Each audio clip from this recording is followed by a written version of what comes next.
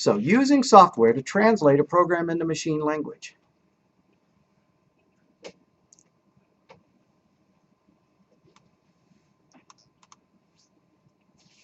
Wrong book. Why don't we get the right book?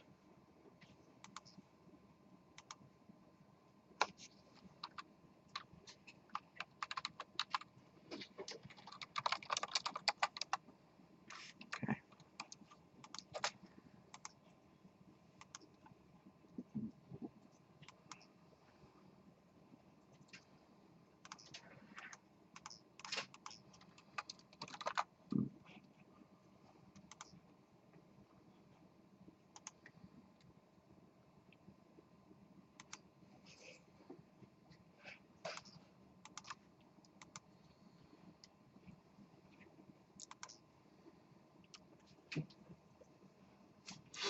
So what's the difference between all of these different languages that you can't see because I don't have the light on and I'm going to need to dim the lights?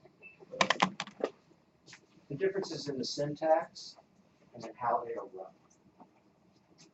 Our language has a specific syntax and it gets compiled to an executable. That's a little too good. Some languages don't make it executable. Java gets written into something called bytecode. And then when the program runs, it takes that bytecode and turns it on the fly into the machine language code, all those opcodes. So it has to do that every time it runs. Every time you click the run button, it's got to turn on that bytecode back into an executable. When we compile C++ and it makes a .exe, we can send out that .exe. They run that. We don't have to give them the source code. For some other languages, you have to give them the source code in order for it to run. So the syntax matters. How it is run matters. We don't need to care too much about that just because we are using only one language. Here's the steps that we follow. We create a file containing the program with a text editor. This A equals 1, B is equal to 5, C is equal to A plus B, but it's got to be a little bit more complex than that. Because we're doing the C syntax, the C++ syntax, so we're going to have # include up at the top, and then we're going to have int main parentheses in parentheses, and we're going to have some curly braces, and then we can have those statements separated by semicolons, and then a closed curly brace. All of that is the syntax that we will follow.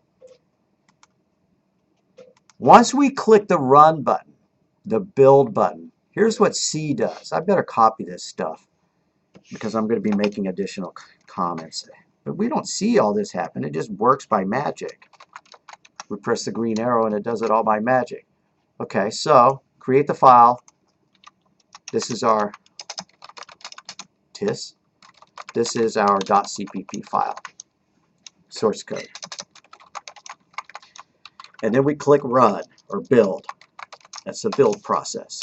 What does it do? It runs the so-called preprocessor to convert source file directives to source code statements. Now, that's a complicated way of saying that # include, it takes the contents of the file that's mentioned between the braces and temporarily copies it into memory.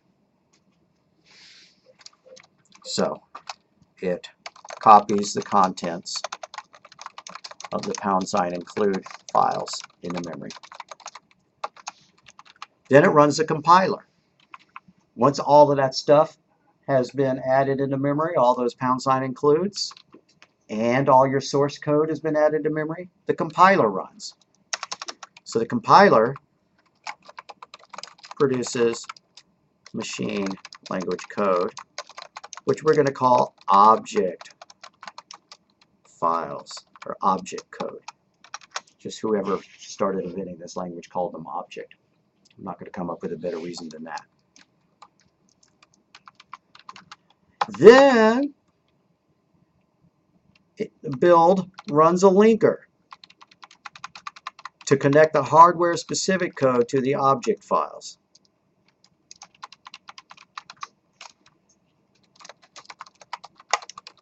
To produce an exe.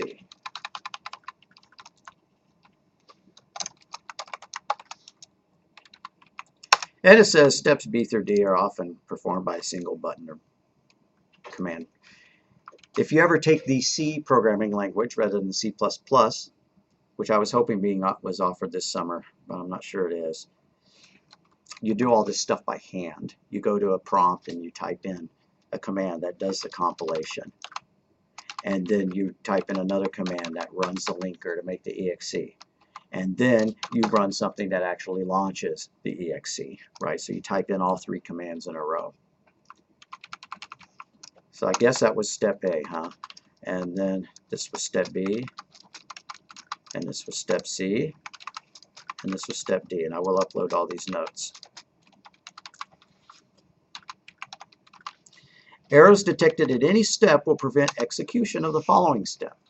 So if there's an error in the syntax, then it's not going to be able to do C. If when C is done, it can't find a specific module, if we're referencing a module that doesn't exist, then it will not finish. It will not be able to do D. We'll eventually see an example of that. So we click our Run button. It does all of this stuff. Then if we click the Debug button, well, did they forget step E or did I just forget to copy it? Step E is actually running it, right? Run the code, run the exe. When we click the green button, it goes through all these steps. If you click the build button, it comes here to here and it stops, waiting for you to choose debug. Let's go ahead and launch Visual Studio because I'm sure I will want it later.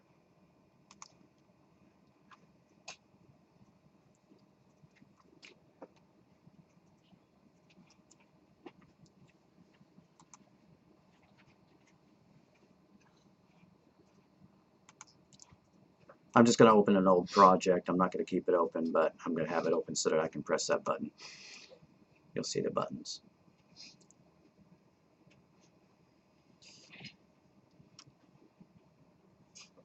Up here, under Build, Rebuild Solution, it'll do all those steps. It'll compile it, it'll create the object code, it'll run the linker to create an executable, and then it stops. And we'll see a message down here. Hopefully, rebuild all started, rebuild successful. So it did all that stuff. It's not letting me zoom that text in for some reason, but you see 1 success, 0 failed, 0. It's now ready to run. There's a couple different ways I could run it. I could do something called run with debugging or run without debugging. Those are under the debug menus. Start debugging or start without debugging. We'll usually almost always do start debugging. What debugging means is that the code will run until it hits what's known as a breakpoint. We could insert a breakpoint and then it would stop and we could inspect things at that point. If we click the green button, that does the same thing. This is the same thing as start with debugging. So I'm not going to come over here and click that. I'm just going to click the green arrow because that's easy. Clicking the green arrow also does the build part if it needs to be built. Checks to see if it needs to be built. So you can see that those are separate steps, the building and the running. The green button will handle doing both, just to make things easy.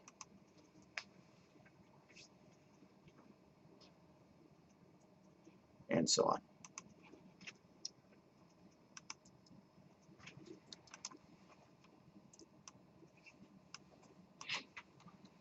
So here's our series of steps. We have source code, that's our .cpp file. The preprocessor comes in, loads the contents of, for example, IOStream, puts it somewhere, and then it loads in the rest of the source code into memory as well. That's called the modified source code. Now we don't see that, but it's sitting there in memory waiting to be processed. Then the compiler runs and turns all those lines of code into object code. And then the linker runs on those object code files and turns it into an exe file. Now that's the way this language works. Other languages don't have a preprocessor.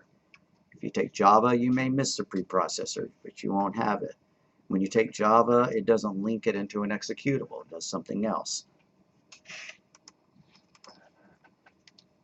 So what is an IDE? Stands for Integrated Development Environment. That's supposed to combine all the tools needed to write, compile, and debug an application. Examples are Microsoft Visual C++. I can't believe I've forgotten the name of the Mac for Xcode. Xcode on the Mac. There are some for, Linux, stuff like that. I don't know of anybody who uses Turbo C++ Explorer. This makes it sound like it was written a long time ago. Anyways, so an example of an IDE. It's got windows all over the place so that we can build it, so we can debug it, so we can add components to it.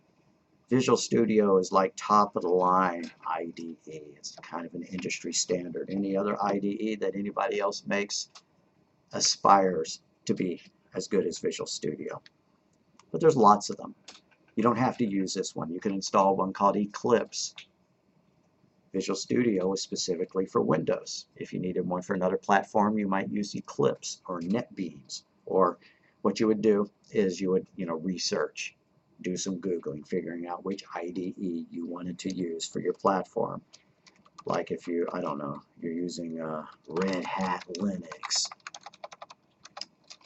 then I might type in C++ IDE,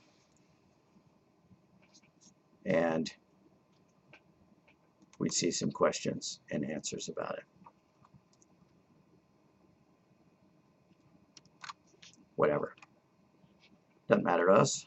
I'm not sure any of us are using Linux. What is a program made of? Sugar and spice and everything nice. Also keywords.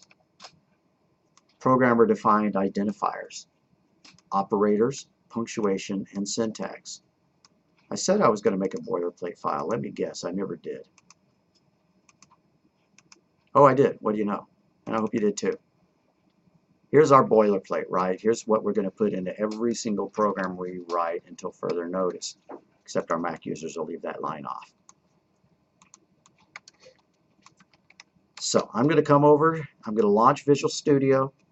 I'm going to close this current project, or as it calls it, a solution. Sometimes it calls it a project. Sometimes it calls it a solution. I'll try to remember. File, new, see right there, new project. File, new project. No wonder I get confused. File, new project. I think we're on Lecture C.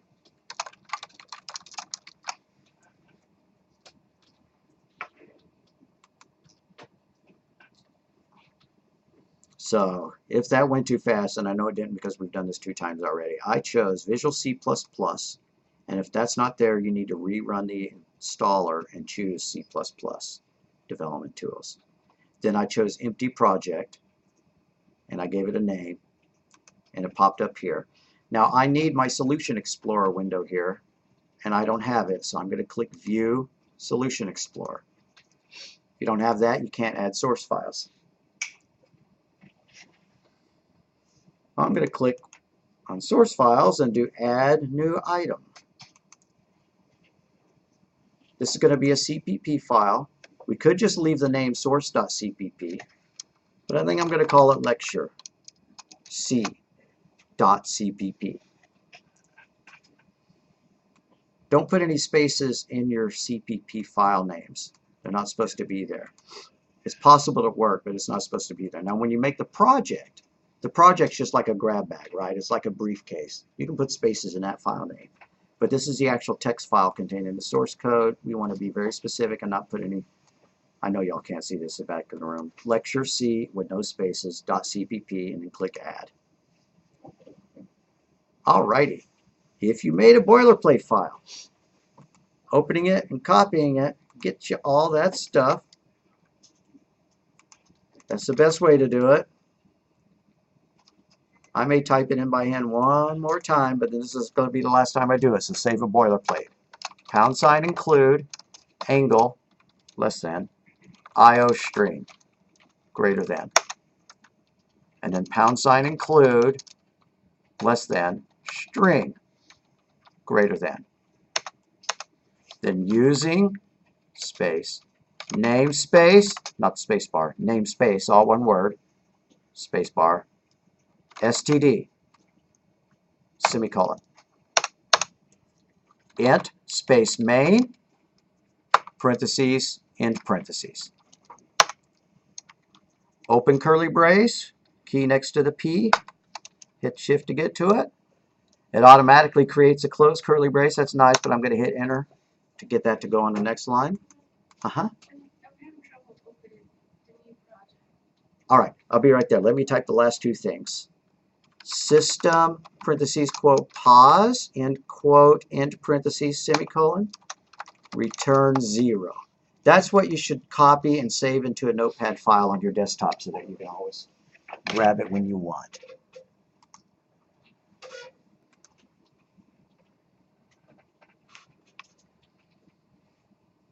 So if I look at the PowerPoint, why isn't it let me close that window?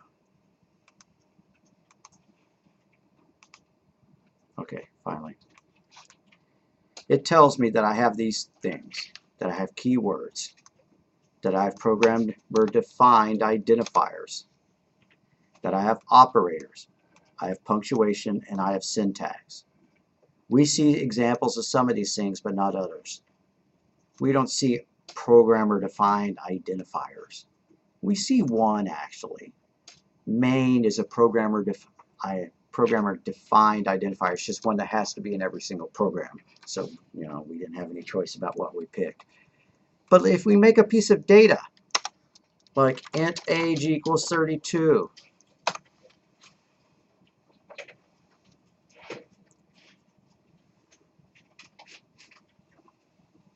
I don't know if it's the same on your screen, but the 32 is colored green, int is colored blue, age is colored white. This blue part, all of these blue parts are what are known as keywords. The keywords are the part that define the grammar of the language. Whoever invented C++ decided what this keyword meant, what that keyword meant, what that keyword meant, and we're going to learn what these mean. Then the thing that followed int, that's the name of the variable. That's a programmer-chosen identifier, if we're going to go by what the PowerPoint called it. Programmer-defined identifier. Why is it an identifier? It identifies the name of the variable. Because as you've seen before, we can create a bunch of different variables. We have syntax. The syntax for declaring a variable is that you give it a data type, like that. You give it a variable name, a defined identifier. And then if we want to give it a value, we have to use an equal sign. And then we give it a number, followed by a semicolon. So that's the punctuation. The semicolon is an item of punctuation. The curly braces are punctuation, right? These are not commands, right? But they're part of the syntax. Just like we use periods in a language, in a book to break things up, and then we hit double space to break it into paragraphs and stuff like that. The same idea. We have necessary punctuation, except it's more necessary in programming than it is in the writing of the book. If you write your book and you don't capitalize anything and you leave off the periods, it's possible that somebody would still be able to understand it. However, the computer's not going to understand it if I leave these things off, right? I'm going to go back and add them. I'm also going to make the text bigger. I think people in the back may not have been able to see that. One thing that if you took Python, you're used to having to be very picky about the indentation. You don't have to be picky about indentation in this language. You want to write your code like that? Yeah, that'll work just as well. All right, we're not going to do that, right? I'll get mad at you if you turn in a code that looks like that. But it works, right? You know, you can mess with the indentation. The compiler figures it out. Python uses the indentation to show where the blocks of code are. This language uses the curly braces, and once the curly brace is in place, it doesn't matter how anything is indented. It knows that all of this stuff is one block of code because it's inside a pair of curly braces.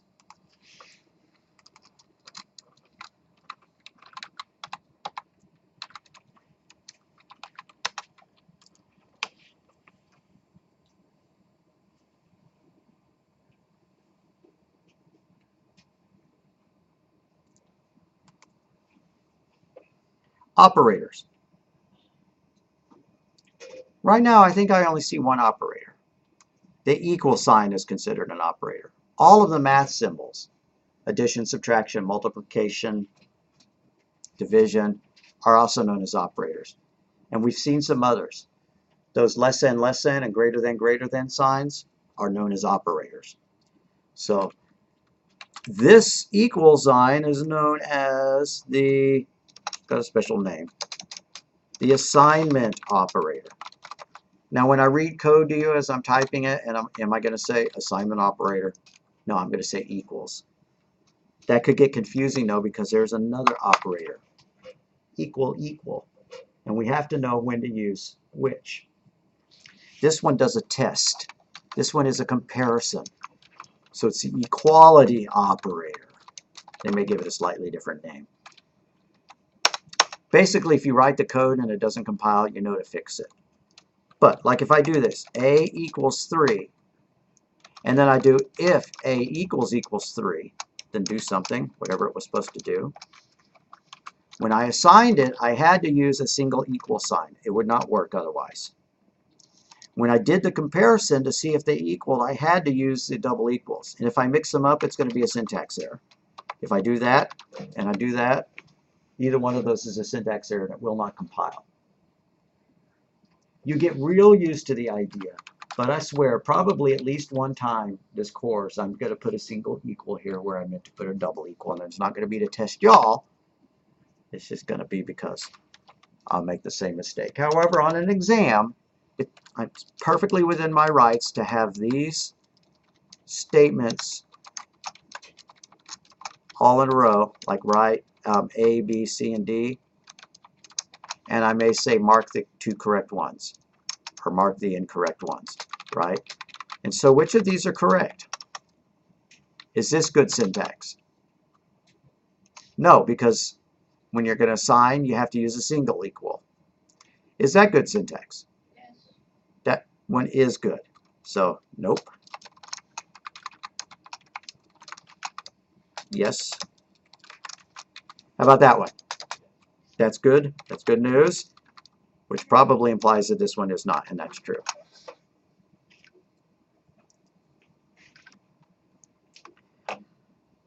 Along with equal, equal, there are other logical, comparison operators.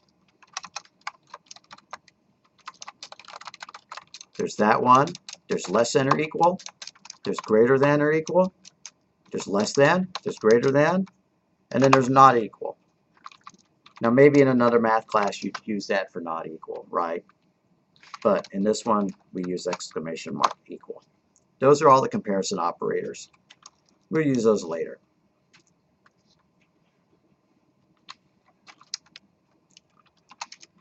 I'm going to go and cut and paste that and move that there. And I think I'll put the equal signs out on the other side just to make them match. Like that, right? You don't have to format your notes perfectly. You don't have to type them in a knot at all. If you do, great. I do shuffle things around so that when I save the notes, they'll make a little bit more sense.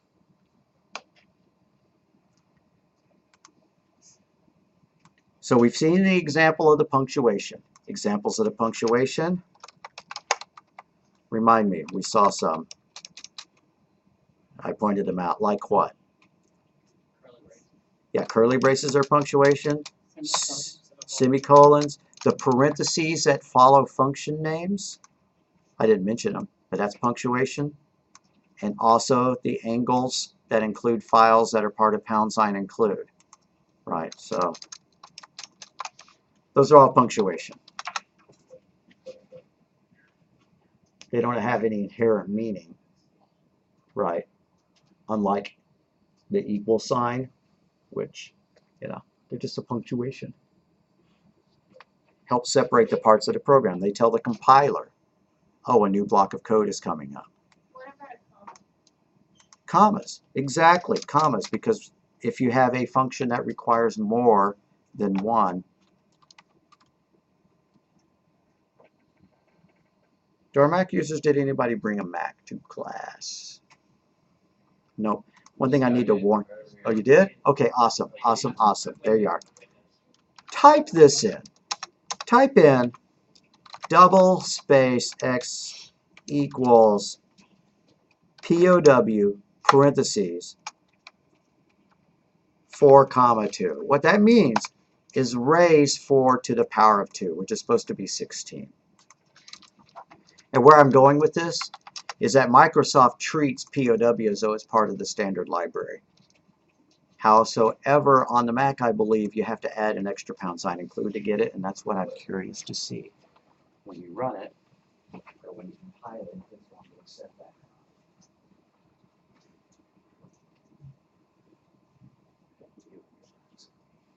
Did it work or not?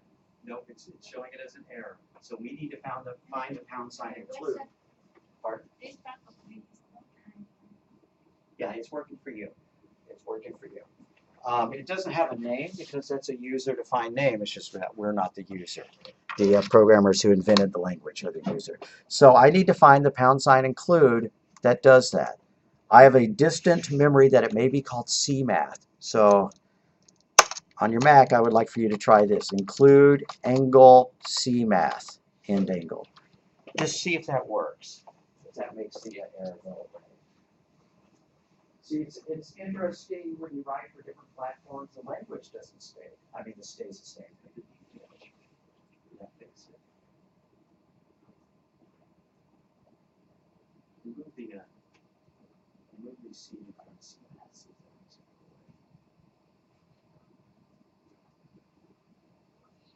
Is it actually an error, or is it just saying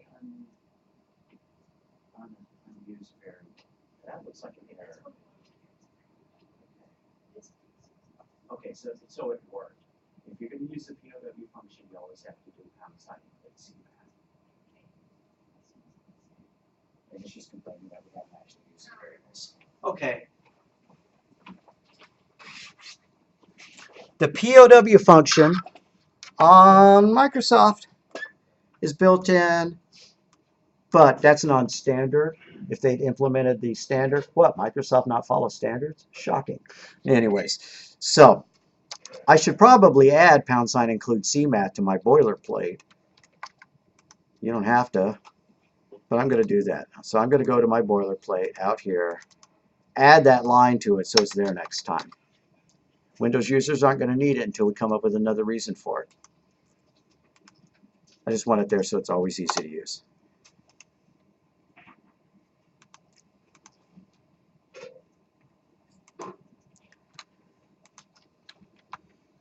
So in my example here, that's an identifier, that's an identifier, and that's an identifier. And it's possible we might even be able to change the color of those. I'm not going to spend a lot of time doing this, but if I went to Tools, Customize, nope, sorry. I always forget the difference between Customize and Options. They kind of sound the same. Tools, Options. I will be able to find a place where I can customize the colors. Text editor, C++, formatting. I don't know. It's in there somewhere. When you stare at this stuff, for 10 hours a day, you may get really picky about how you like to format it. Some people like, white backgrounds. Some people like dark backgrounds. You can control that probably under File, Settings, except I'm not seeing that there. Edit. Pardon me? The color theme? Yeah. For like dark or light, I think it was at the beginning of the. Oh, you pick it at the beginning. Well, we ought to be able to change it once you've configured it, but I don't see how, and I'm not going to worry about it. If you care, Google it up. It's under Tools. Yeah, we can start with, yeah, options, color theme dark. Yeah. Environment, color theme dark. Awesome. So it's the very top setting. I want to see what blue looks like.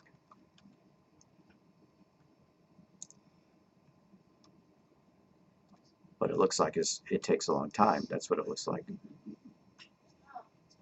There we go. That's kind of bright. Who wants me to keep it like this? Raise your hand. Nobody? Okay, I'm changing it back. Tools, Options, go back to dark.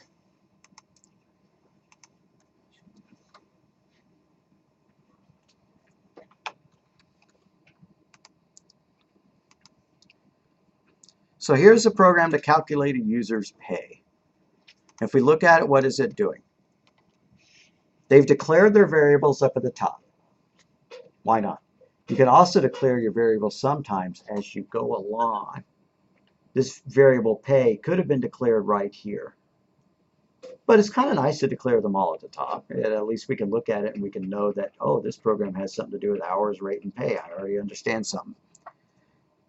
The // is a comment. It's telling the human what the next couple lines of code is. It asks us how many hours did you work, and it displays the number of hours.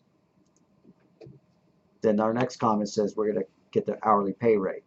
So we display a message, we send it to cout, and by the way, that's another operator, the arrow. It's called the stream insertion operator. Stream insertion operator. We'll learn that what exactly that means later. How much do you get paid per hour? Question mark. And then CIN, arrow, and the rate. So at this point, we have two variables. We have one called hours. We have one called rate. Now, how do you calculate pay? Well, if you're an hourly person, you multiply their hours times their rate. Pay is also a variable? Pay is a variable like the other ones. Right, we created the variable up here. And in Python, we did not have to declare the variables before we used them. In this language, we have to. So that's why we defined it up here. We could have declared it as soon as we were about to use it here. But it's nice to have it defined up here with the rest of them. And then display the pay. We're going to type this in as a program, but then we're going to modify a little bit to account for overtime. I ought to make that a homework assignment. But nah. We're going to make this a pay and overtime calculator. The overtime is going to be based on time and a half greater than 40 hours. So I'm going to need the same variables that they had. But I might add a couple, like one for bonus and one for paycheck or something like that, right? You know, because we need a total and then we need a bonus to add on to that total. So, double space hours, comma, rate for pay rate, comma, total, comma, bonus, comma, pay. I'm just trying to think of all the variables that we're going to need ahead of time. If I forget one, I'll come back and add it.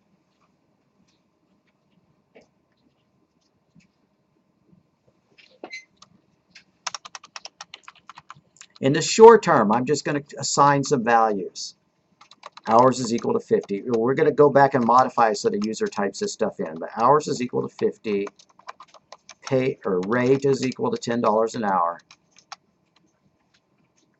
And now we need to do the meat. How do we calculate the total without the overtime bonus? Is hours times rate. Total equals hours times rate. Now I'm going to use an if statement. If hours is greater than 40, they get some overtime. Like, right? If they work 50 hours, they get 10 hours of bonus pay. So, if hours greater than 40, if parentheses, hours greater 40, close parentheses, and then I'm going to add a new semicolon because I'm going to have more than one line of code here. We need to calculate the number of bonus hours. So double bonus underscore hours equals hours minus 40. How about that? So after that's done, you know, if hours is 50, then bonus hours will equal 10. And then the bonus pay is going to be the bonus hours times 1/2 of their pay rate.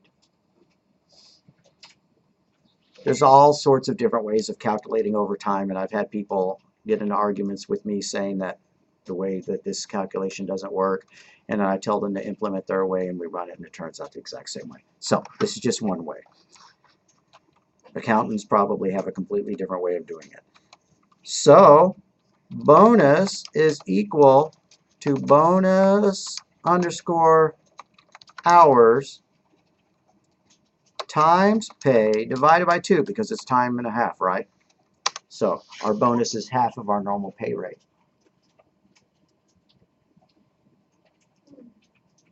I don't know why, but it's saying that like I have like the red line under my words. Under hours equals 50 and under bonus underscore. Sounds like you forgot a semicolon after here, but I'm going to come look.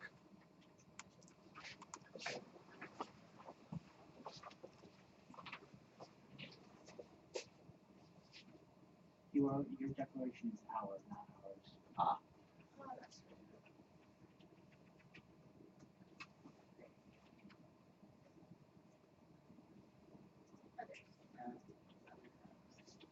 This needs to be an open brace instead of a semicolon.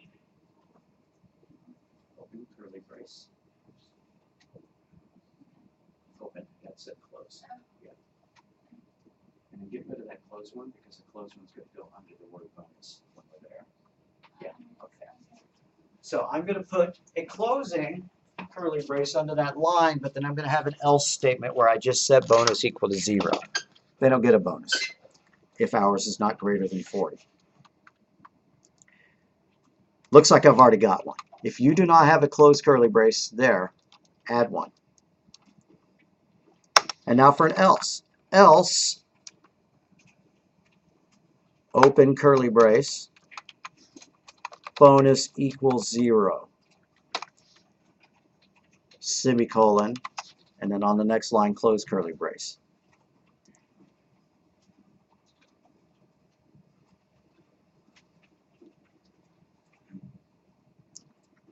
And then our final pay is just going to be total plus bonus. Because we've calculated the total. Now we've calculated a bonus, which is either equal to half of the hours or 0. So pay is equal to total plus bonus. And we're going to put like 3 print statements. We're going to tell them what their total was. No, that's not the right word. Come on, one of you accountant, HR type people. You have a pay rate, right? And you have an hourly. What is it called when you multiply those two together? What are you just going to call that? Nobody's going to tell me. Pardon? Yeah. I guess I'm going to leave it alone. And then you have your bonuses and your deductions or whatever, and then you finally have a net or something like that, net pay. I'm going to leave it alone. Okay, let's print out this stuff. Let's tell them what their total was. Cout error error quote. Total equals space end quote. Arrow arrow total arrow arrow E and D, and this is an L, not a 1. Semicolon.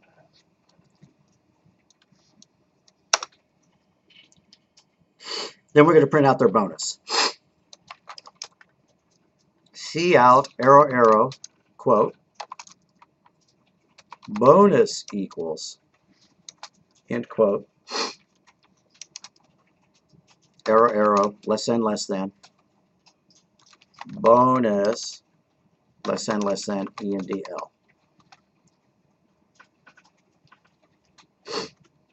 And then lastly, the pay. So cout less than quote pay equals space end quote arrow arrow pay arrow arrow E and D L.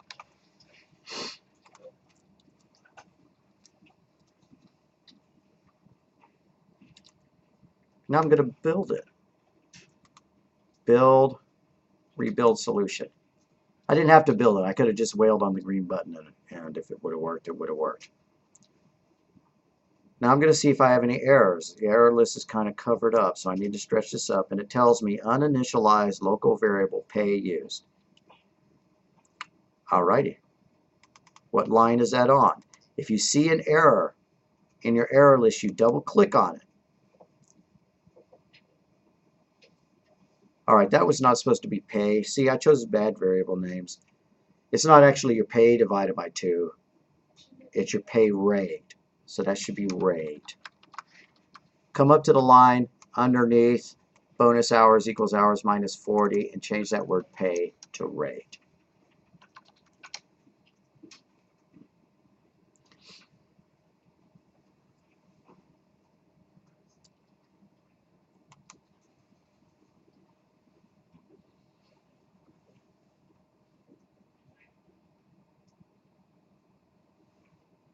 Somewhere I lost my system pause command. That's why it didn't stop for me. If you have to, go back and add it above the return statement. System parentheses quote pause, end quote, end parentheses semicolon.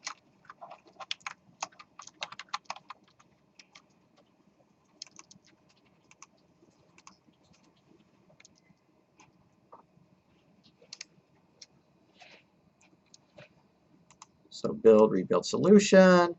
It should say build success, 1 success, 0 failures. If it doesn't, that's cool. Wander around and help. And then I'm going to run it. So I'm going to click local Windows debugger, or I can choose debug, start debugging, either way. And it tells me the total is $500, the bonus is 50 more bucks, and the pay was $550. And there's always more than one way of calculating time and a half. I just know that that gives me my end result, so I'm happy to stick with it. So now it's I'm going to modify it to ask for the input. One comment I want to make is when you have to use the curly braces and when you don't. You see this else statement? We're going to talk about more about this at length. But if there's only one line of code inside the curly braces, the technical term that some books use is subordinate to, then you can get rid of the curly braces. That would work just as well. And as a matter of fact, some people would do that. That would work just as well. But if you have more than one line of code inside the curly braces, you can't get rid of them. Now I'm going to undo all those changes.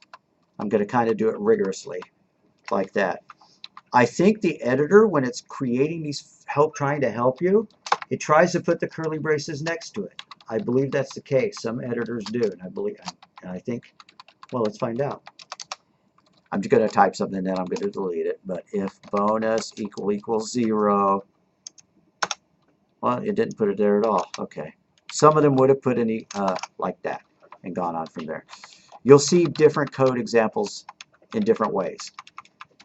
An advantage to putting the curly brace next to the statement, called the K&R way for Kernighan and Ritchie, the guys who wrote the textbook, the instruction book for the original C programming language back in 1970. It puts more code on the screen, right? Fewer blank lines if I do that. That's one reason. I guess I can't think of another reason. Oh, yes I can. People get in the habit of putting semicolons absolutely everywhere. I want a semicolon there. No, that's not going to work. I want a semicolon there. That's also not going to work. But if the angle brace was right next to the statement, you might look at it and figure out what was wrong, right? Hopefully that looks wrong. A general rule of thumb is you never put a semicolon on the line above a curly brace. I have a curly brace here. I'm not going to put a semicolon above it. That would break it. I have a curly brace here. There better not be a semicolon on the line above it. If you can kind of burn into your brain pretty quick, you'll get to where it's, you know, inborn, right? Just like when you play soccer, you stop eventually thinking about how to run, right? You know how to run. And then after a while, you learn how to dribble the ball, you know, and that becomes second nature. Well, it's pretty soon it's going to be second nature that after a logic, a flow of control statement like if or else or while or for, you don't put a semicolon on the line above it. And you only have to make that mistake once or twice, and it's a pretty painful mistake to make sometimes. It takes a lot of debugging to figure out why it's messing up. So if you can burn it into your brain, if it's an if, a while, a for, or an else, don't put a semicolon on that line. Anytime you have a curly brace, don't put a semicolon on the line above it. Alrighty, we've almost had too much fun. We're running out of time, and I haven't even added the code which asks for the number of hours in the rate. Let's see if we can do that pretty quickly. I'm going to display a message. Cout, less than, quote, hours worked, question mark, space, end quote, semicolon.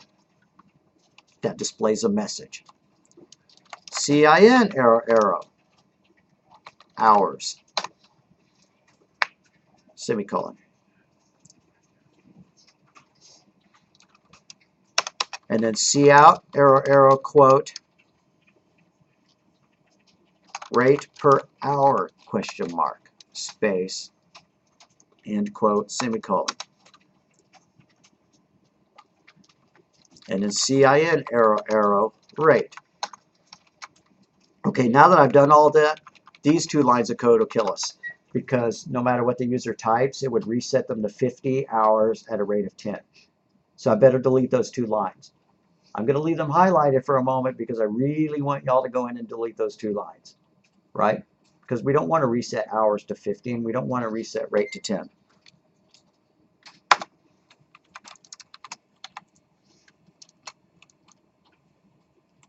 Run the Windows debugger. If I don't have any syntax errors, it's going to run. Hours worked. I'm going to work 40 hours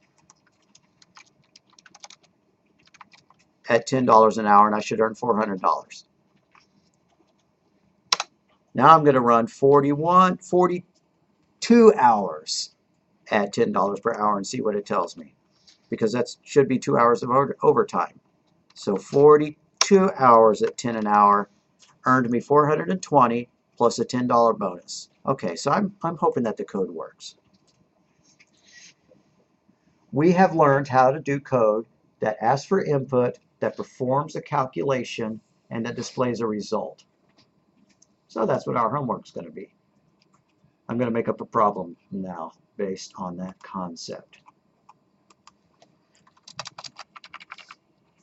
Homework. Write a program that will calculate the area of a triangle. The formula for area of a triangle is area equals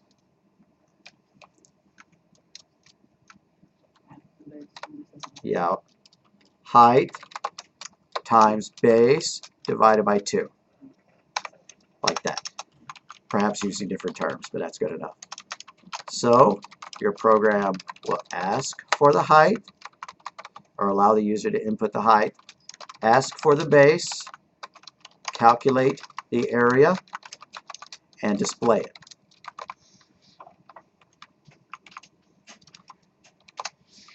Now for some of y'all could probably whip that out in 2 minutes, and that's okay. Some people are going to have to bang their heads on it. That's also totally okay. Even better, huh? The more you bang your head on something, the more you learn it. So, but if you spend 2 hours struggling with something and you can't figure it out, please text me, right, rather than give up. You shouldn't spend days on something, on a basic concept. And it doesn't mean you're dumb if you get stuck like that. It just means you need to ask for help. Does that make sense, guys, that program? Let's make a Dropbox, and we will be done for the day. Oh, Professor, would you mind going back to the visuals? Because I think I wrote what you just told us in the wrong place. Okay, I will in just a sec. Let me make the Dropbox. In fact, let me print this out for you.